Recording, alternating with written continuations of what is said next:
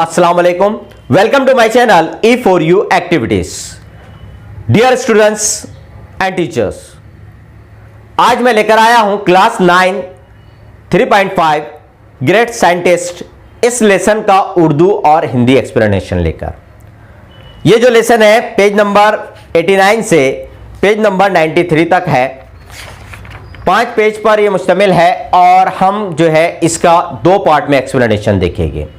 आज पहले पार्ट में जो है हम पेज नंबर 89 से पेज नंबर 91 के 3 पैराग्राफ तक देखेंगे, 2 पैराग्राफ तक देखेंगे और उसके बाद जो है दूसरे पार्ट में पेज नंबर 91 के से लेकर पेज नंबर 93 तक का जो तीसरे पैराग्राफ से लेकर तो लास्ट तक देखेंगे। तो आइए आज का जो हमारा पहला पार्ट है इसकी शुरुआत करते हैं, ग्रेट साइंटिस्ट। तो अपना वीडियो स्टार्ट करने से पहले फिर वही आपसे रिक्वेस्ट कि आपने अगर हमारा चैनल E4U एक्टिविटीज को सब्सक्राइब नहीं किया है तो please subscribe my channel, share with your friends और लाइक और कमेंट्स जरूर करें। लेसन स्टार्ट होता है एक कोटेशन से कि great scientist are persevering and the never deterred by the difficulties. जो अजीम साइंसदान होते हैं, जो ग्रेट साइंटिस्ट होते हैं, वो अपने काम करने वाले होते हैं और अपने काम से कभी भी जो है आने वाली परेशानियां मुश्किलात से नाउम्मीद नहीं होते हैं। मतलब वो अपने काम में आने वाली जो मुश्किलात होती है, जो परेशानियां होती है, जो डिफिकल्टीज होती है, उन मुश्किलात या परेशानियों से नाउम्मीद नहीं होते, वही ग्रेट साइंटिस्ट कहलाते हैं। क्योंकि साइंस एक ऐसी चीज है, एक्सपेरिमेंट एक ऐसी चीज है कि जिसमें आपको फौरन कामयाबी नहीं मिलती। उस एक्सपेरिमेंट को आपको बार बार दोहराना पड़ता है, बार बार कोशिशें करनी होती है, बार बार कोशिशें करने के बाद जो है आप अपनी कामयाबी पर पहुंचते हो। तो ग्रेट साइंटिस्ट वही कहलाता है जो इन आने वाली चीजों से नाउम्मीद नहीं होता है बल्कि अपने काम को जारी रखता है। लेसन स्टार्ट होता है यहां से। माइकल फैराडे, माइकल फैराडे जो है ये एक बहुत रिनॉन साइंटिस्ट है। उनके बारे में ये आपको लेसन दिया गया, उनकी ज़िंदगी में आने वाली परेशानियां और डिफ़िकल्टीज़ के बारे में या उनके फैमिली बैकग्राउंड के बारे में, उनके एजुकेशनल बैकग्राउंड के बारे में आपको ये लेसन दिया गया है। तो Michael Faraday is regarded as one of the most distinguished scientist and the inventors of the modern times. Michael Faraday जो है ये आज मॉडर्न जो वक्त है, इस दौर के जो है सबसे ज्यादा जाने जाने वाले, मोस्ट डिस्टिंग्विश्ड मतलब मशहूर, सबसे ज्यादा मशहूर साइंटिस्ट और इन्वेंटर्स। इन्वेंटर मतलब मौजिद, इजाद करने वाले। मतलब ये जो माइकल फैराडे है ये मॉडर्न टाइम के मशहूर मौजिद और साइंटिस्टों में से शुमार किए जाते हैं या जाने जाते हैं। And his work on electricity is still subject of study in a form of Faraday's law. और आज भी जो है इलेक्ट्रिसिटी का जो उनका काम है, इलेक्ट्रिसिटी के अंदर उन्होंने जो वर्क किया है वो स्टडी के सब्जेक्ट के तौर पर, मतलब पढ़ाई के तौर पर, एक सब्जेक्ट के तौर पर आज भी जो है फैराडेज लॉज के नाम से पढ़ाया जाता है यूनिवर्सिटीज के अंदर, स्कूलों के अंदर, कॉलेजेस के अंदर। मतलब आज भी जो है इनके जरिए लिखे गए ये इलेक्ट्रिसिटी का जो वर्क है इसको पढ़ाया जाता है। But few know his inspirational life story. लेकिन कुछ ही लोगों को उनकी जो इंस्पायरेशनल मतलब आपको मुतासिर करने वाली है, वो उनकी जिंदगी को इंस्पायर करने वाली जिंदगी के बारे में बहुत कम लोग जानते हैं। वही आपको इस लेसन में बताया जा रहा है, which is all about courage and the fighting against the odd. जो बताता है उनकी हिम्मत के बारे में और मुश्किलात से लड़ने के बारे में कि उन्होंने किस तरह से अपनी जिंदगी के अंदर मुश्किलात का सामना किया, मुश्किलातों से लड़कर जो है एक ग्रेट साइंटिस्ट वो बने माइकल फैराडे। उसके बारे में जो है आपको ये लेसन बताता है। दूसरा paragraph, Michael Faraday was born into a poverty stricken family in the dirty London shrub. Michael Faraday का जो जन्म हुआ वो लंदन के एक बहुत ही गरीब खानदान के अंदर हुआ, लंदन शबर्ब में, और उन फैमिली के अंदर जो है तो उनका जन्म हुआ। He suffered from a speech defect as a child. जब वो बच्चे थे, मतलब छोटे थे, तो उनको जबान नहीं उलटना, मतलब स्पीच डिफेक्ट, जबान की जो प्रॉब्लम होती है, अल्फाज को सही तरीके से बोल नहीं पाना, ये बीमारी थी। He would pronounce rabbit as a wabbit. वो रैबिट को वैबिट कहते थे, मतलब आर को डब्ल्यू कहा करते थे। ही कुड नॉट इवन से हिज ओन नेम, यहां तक कि वो अपना नाम भी नहीं बता सकते थे। एंड वुड कॉल हिमसेल्फ फॉरवर्डे, और वो फैराडे के जगह पर अपने नाम को आर को डब्ल्यू बनाकर फॉरवर्डे कहा करते थे। Other childrens laughed at him and teacher did not help him either.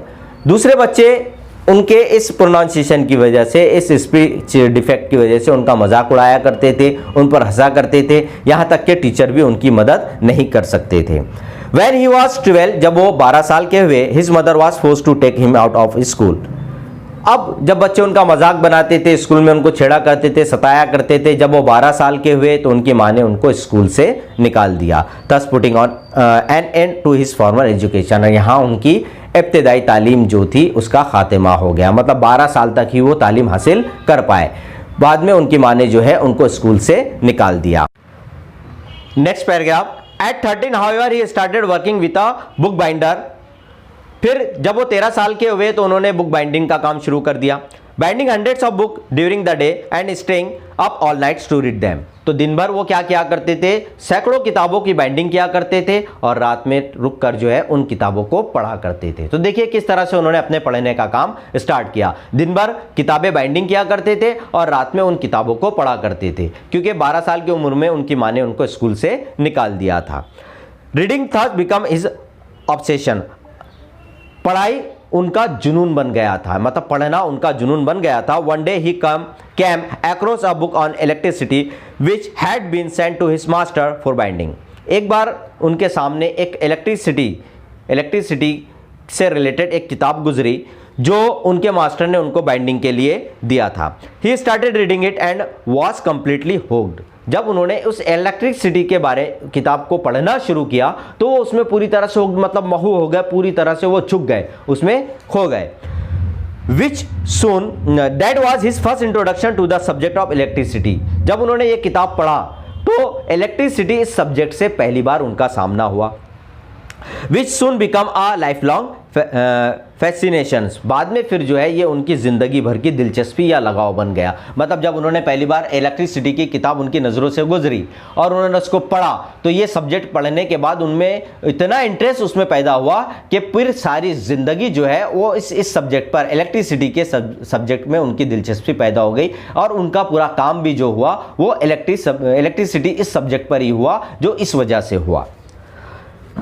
Last paragraph. Faraday was still poor at 21। मतलब 21 साल तक होने पर भी वो अभी भी गरीब ही थे, मतलब उनकी जो जिंदगी थी वो गुर्बत में ही गुजर रही थी, यहाँ तक कि वो 21 साल के हो गए। Once a friend gave him a free ticket to a public lecture and the demonstration by the renowned chemist Humphry Davy at London's Royal Institution. एक बार उनके दोस्त ने जो है एक मशहूर केमिस्ट यानी केमिस्ट्री के माहिर जिनका नाम था हम्फ्री डेवी, इनका एक प्रोग्राम था स्पीच का लंदन रॉयल इंस्टीट्यूशन में, वहाँ पर जाने की उनको एक फ्री टिकट दी। उनका एक लेक्चर था जो केमिस्ट्री के बहुत बड़े माहिर थे, तो उनके इस लेक्चर का, इस प्रोग्राम का फैराडे को जो है तो टिकट दिया। Davies' work on chemical and electrical lighting was the subject of the conversation among the scientists of that age। तो जो डेवी का जो वर्क था वो केमिकल और इलेक्ट्रिकल लाइटिंग इस सब्जेक्ट पर था, जो उस वक्त के जो साइंटिस्ट थे, उस एज के जो साइंटिस्ट थे, उनका भी ये कन्वर्सेशन का मतलब गुफ्तगू का मौजू था जो डेवी का भी मौजू था।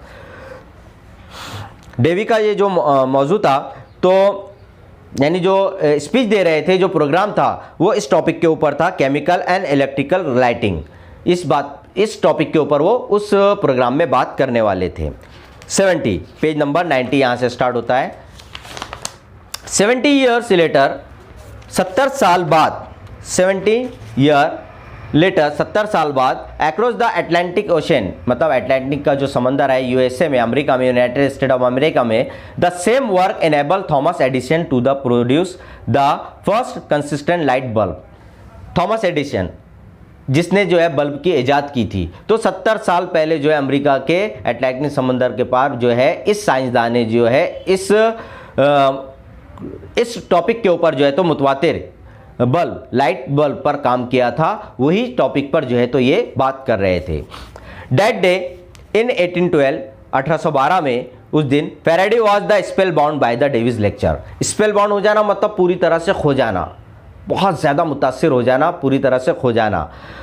डेवी के लेक्चर में वो पूरी तरह से खो गए। He kept taking note about the mysterious force of electric fluid, और जो है वहाँ बैठकर सिर्फ वो सुन नहीं रहे थे, वो उसके डेवी के जो लेक्चर थी उसकी इंपॉर्टेंट नोट्स को जो है तो अपने कागज़ के ऊपर या नोटबुक में नोट कर रहे थे। जो पुरस्कार मिस्टीरियस फोर्स यानी पुरस्कार जो ताकत थी काहे की, इलेक्ट्रिकल फ्लूइड, इलेक्ट्रिकल सयाल की माए की जो पुरस्कार ताकतें थी उसके बारे में डेवी जो बता रहे थे वो तमाम चीज़ों को अपने बुक में नोट कर रहे थे। He was so engrossed in the lecture, वो पूरी तरह से उसमें इनग्रोज हो गए, पूरी तरह से उस लेक्चर में खो गए। That he forget applaud with the rest of the crowd, यहाँ तक के भीड़ के मजमे के साथ जो उनकी बातों पर तालियां बजा रही थी, अपॉल्ड मतलब क्लैप, जो तालियां बजा रही थी वो तालियां भी बजाना भूल गए। वो इस तरह से उसके लेक्चर में खो गए कि मजमा जो तालियां बजा रहा था तो वो तालियां बजाना भी भूल गए। When he went back, जब वो वापस गए, his note were so comprehensive that he bound them into a book।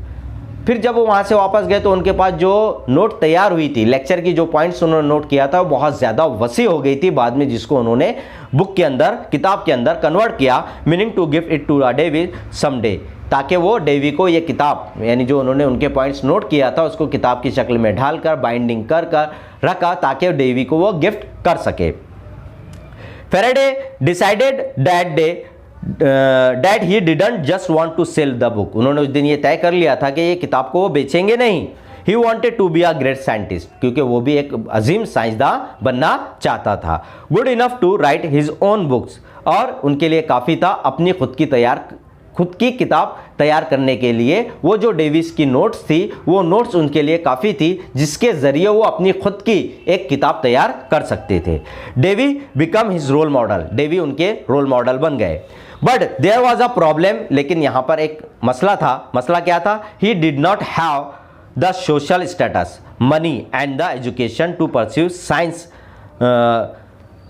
उनके पास जो उनका सोशल स्टेटस यानी जो समाजी स्टेटस था या फिर पैसा या एजुकेशन, ये सारी चीज़ों की कमी थी। ना वो अमीर थे, ना उनके पास पैसा था, ना उनके पास हायर एजुकेशन था कि वो परस्यू द साइंस का पीछा कर सके। मतलब ये उनकी ज़िंदगी का सबसे बड़ा जो है तो रास्ते में रुकावट थी। ना उनके पास तालीम थी, ना पैसा था। Faraday thought is would be wonderful if Davy become his mentor. तो उनसे सोचा, फेराडे ने सोचा कि अगर डेवी उसे का मेंटर बन जाता है तो ये उसके लिए बहुत अच्छा हो सकता है। But Davy did not agree initially. Faraday was not dejected, he just kept trying. जब उसने डेवी को अपना ये ख्याल बताया तो डेवी ने जो है तो सबसे पहले इनिशियली उससे स्टार्ट में तो उसको इनकार कर दिया कि नहीं, वो उसका मेंटर नहीं बन सकता। लेकिन इससे फेराडे जो है वो उदास नहीं हुआ। उसने जो है अपने काम को, कोशिशों को जारी रखा कि डेवी किसी भी तरह से उसे अपना मेंटर बना ले। Next paragraph, destiny had a stand plan in store of for him. कुदरत ने जो है उसके लिए एक अलग ही प्लान बना के रखा था, मतलब उसकी किस्मत उस पर मेहरबान थी, उसके लिए कुछ और सोच रखा था। A few years later a chemical explosion happened inside the Davis lab. तो डेवी के लैब के अंदर एक केमिकल धमाका हो गया जिसकी वजह से क्या हुआ, and he was temporarily blinded, और वो उसकी वजह से मामूली तौर पर अंधा हो गया। मतलब डेवी की एक लैब के अंदर केमिकल का धमाका होने की वजह से डेवी, जिसको फ्राइडे अपना मेंटर बनाना चाहता था, वो अंधा हो गया। He now needed an assistant, अब उसको असिस्टेंट की ज़रूरत थी, with an excellent memory to help, जिसकी मेमोरी बहुत शार्प हो। He was reminded of Faraday and decide to hire him. तो फिर उसको उस फेराडे का ख्याल आया जिसने उससे कहा था कि वो उसका मेंटर बन जाए। फिर उसने उसको हायर कर लिया एज हिज सेक्रेटरी, अपने सेक्रेटरी के तौर पर उसने उसको हायर कर लिया। देखिए किस्मत किस तरह से मेहरबान हुई। पहले जब वो उसके पास गया तो उसका सोशल स्टेटस, एजुकेशन, क्वालिफिकेशन, ये सारी चीज़ें देखकर जो है डेवी ने इनकार कर दिया था। लेकिन कुदरत मेहरबान हुई, उसके लेबॉर्ट्री में धमाका हो गया जिसकी वजह से टेम्पररी वो अंधा हो गया। अब उसको असिस्टेंट की ज़रूरत थी तो उसको डेवी का ख्याल आया। उसकी मेमोरी वगैरह, जब उसने उसकी किताब लिखी हुई नोट्स की किताब उसने देखा था तो उस पर से उसको ख्याल आया कि इसे मैं अपना सेक्रेटरी बना सकता हूँ। फिर उसने उसको अपना सेक्रेटरी बना लिया।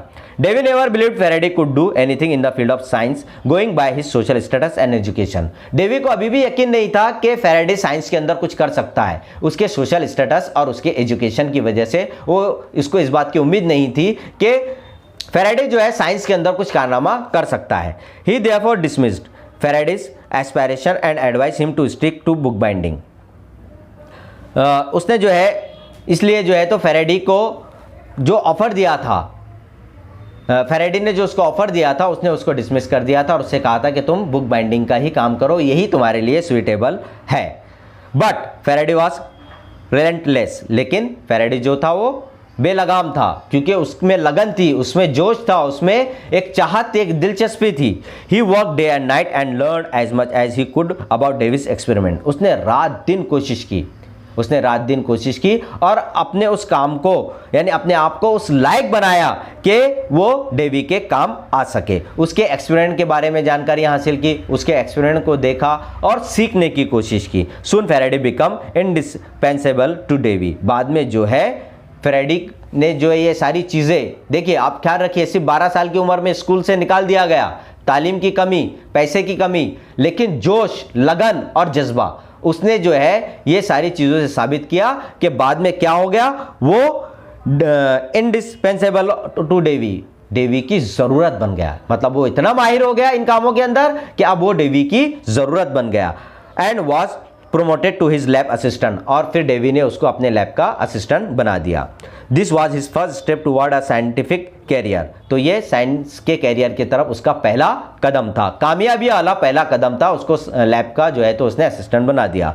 Throw much of his job now was cleaning labs and at least he got to see some of Davy's leading experiment. अब उसका जो काम था लेबोरेटरी की साफ सफाई करना, अब उसी बहाने जो है वो डेविस के एक्सपेरिमेंट को भी करीब से देख सकता था उन लेबोरेटरी के अंदर।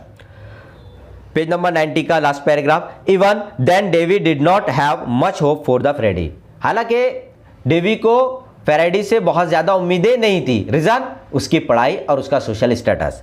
Then Faraday got another chance to prove himself. लेकिन उसने फिर जो है फैराडे को एक और चांस मिला अपने आप को साबित करने का। One day Davy tried to recreate a famous electromagnetism experiment with fellow chemist William Wollaston. एक बार जो है डेवी अपने साथी केमिस्ट के साथ एक तजुर्बा कर रहे थे। किस चीज़ का? Recreate a famous magnetism. तो मैग्नेटिज्म मतलब जो है एक एक्सपेरिमेंट की वो तलाश कर रहे थे। Exploring why when an electric current is applied to a wire. वो इस चीज़ का पता लगा रहे थे कि वायर के अंदर इलेक्ट्रिक करंट किस तरह से दौड़ाया जाता है। It cause that wire to behave like a magnet. तो ये पता लगाना था कि वायर जो होता है बिहेव लाइक अ मैग्नेट, ये एक मैग्नेट की तरह, मकनातिस की तरह जो है तो ये काम करता है। ऑब्वियसली यकीनन the force were connected but nobody had figure out how to make it happen continuously.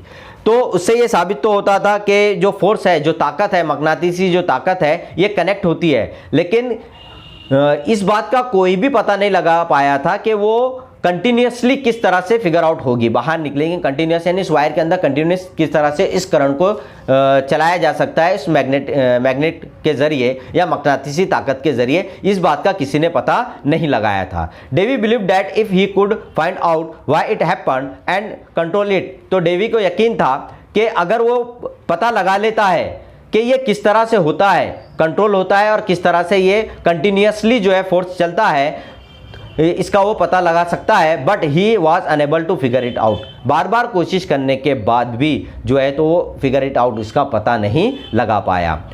And was frustrated, और इससे क्या हो गया, वो मायूस हो गया। मतलब उसने बार बार कोशिश की कि इस बात का पता लगाए किस तरह से इसको फिगर आउट किया जा सकता है, कंटिन्यूसली जो है तो इसको दौड़ाया जा सकता है उस वायर के अंदर, लेकिन वो नाकामयाब हुआ और जिससे वो उदास हो गया, मायूस हो गया।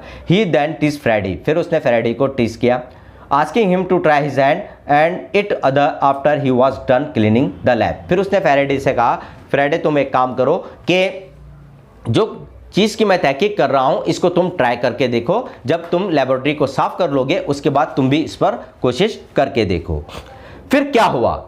With in a few days Faraday solve the problem.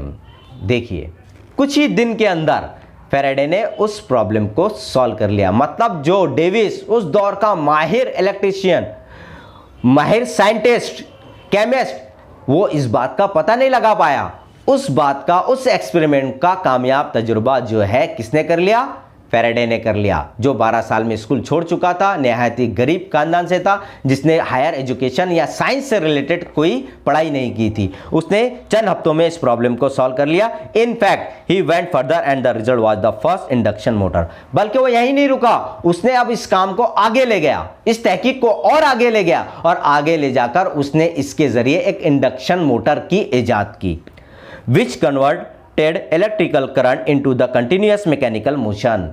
इस इंडक्शन मोटर के जरिए जो बात का वो पता लगाना चाहता था, उसने जो है इलेक्ट्रिक करंट को कन्वर्ट किया काय में, कंटिन्यूअस मैकेनिकल मोशन। कंटिन्यूअस जो है मकनातीसी हरकत के अंदर उसने इस इंडक्शन मोटर को इजाद करके उसके जरिए इस करंट को दौड़ाया। तो इस मोटर की उसने इजाद की। तो यहां तक पेज नंबर 91 का पहला और दूसरा paragraph, into continuous mechanical motion, यहां तक ये हमारा पहला पार्ट है। और इसके बाद से the induction motor spurred a revolution, यहाँ से हम देखेंगे पार्ट 2 के अंदर। तो आपको अगर ये वीडियो हासिल करना है तो मेरा चैनल सब्सक्राइब करें, बेल आइकन को दबाएं ताकि आपको नोटिफिकेशन में इस वीडियो की अपडेट मिल जाए। तो ये था फर्स्ट पार्ट जिसमें हमने डेवी की ज़िंदगी के बारे में देखा, और आगे अब उसकी ज़िंदगी के कारनामे देखेंगे कि आपने इस के अंदर देखा कि तालीम और सोशल स्टेटस उसके दरमियान में रुकावट पैदा नहीं कर पाया। काम क्या आया, उसका जोश, उसकी लगन, उसका इंटरेस्ट। तो आप हम इस बात से ये सबक सीख सकते हैं कि आपके लिए कोई भी चीज़ नामुमकिन नहीं होती। आपकी तालीम, आपके फाइनेंशियल चीज़ें जो है आपके बीच में रुकावट पैदा नहीं कर सकती। सिर्फ ज़रूरत है आप में उस चीज़ को करने का जज्बा, लगन और इंटरेस्ट होना चाहिए। तो हर अपनी उस फील्ड में इंटरेस्ट रखिए, लगन रखिए, दिलचस्पी रखिए। कामयाबी खुद ब खुद आपकी मंजिल तक आपको पहुंचाने का रास्ता देगी, इवन आपको मंजिल तक पहुंचाएगा वो जोश, वो लगन। तो उम्मीद करता हूं आपको मेरा ये वीडियो पसंद आया होगा।